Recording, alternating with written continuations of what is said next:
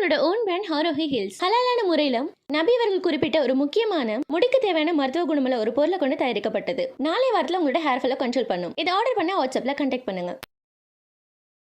அஸ்ஸலாமு அலைக்கும் வரஹ்மத்துல்லாஹி தஆலா பரகாத்துஹு. Welcome back to my channel Islamical RP. உங்களோட வாஷிங் மிஷின் செமி ஆட்டோமேட்டிக்காக இருந்ததுன்னா இந்த ட்ரிக் உங்களுக்கு ஒர்க் ஆகும். இந்த ஒரு ட்ரிக்கை நம்ம 6 monthsக்கு ஒன்ஸ் பண்ணுறது மூலமாக வாஷிங் மிஷின் சீக்கிரமாக ஃபால்ட் ஆகாமல் இருக்கும். பிகாஸ் நம்ம கண்டிப்பாக வாரத்தில் 3 தடவையாச்சும் துவைக்க யூஸ் பண்ணுவோம். ஸோ எவ்வளோ லாண்ட்ரி யூஸ் பண்ணுறது அவங்களோட ஹவுஸ் ஹோல்டை பொறுத்த வரைக்கும். ஸோ இந்த வீடியோவை ப்ராப்பராக வாட்ச் பண்ணுங்கள். ஸோ இந்த வீடியோவில் காமிச்சிருக்க மாதிரியே நீங்கள் உங்களோட வாஷிங் மிஷினில் ட்ரை பண்ணுங்கள். ஸோ உங்களோட வாஷிங் மிஷினில் இதெல்லாம் பண்ணுறதுக்கு முன்னாடி ஒரு ஜஸ்ட் ஃபோட்டோ மட்டும் எடுத்துக்கோங்க.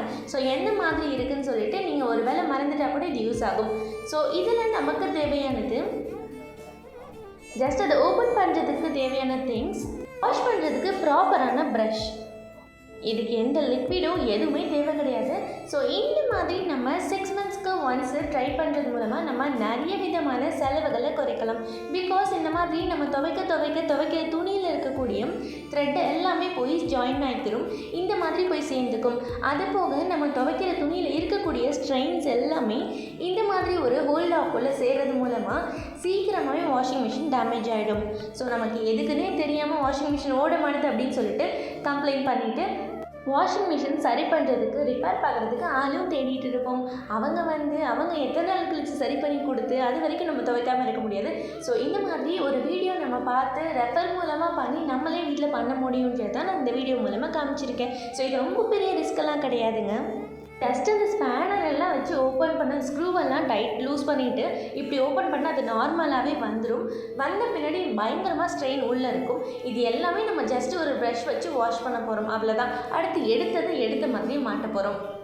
இந்த மாதிரி பண்ணோன்னா நம்மளோட செலவை கம்மி பண்ணிக்கலாம், டைமையும் சேவ் பண்ணிக்கலாம்.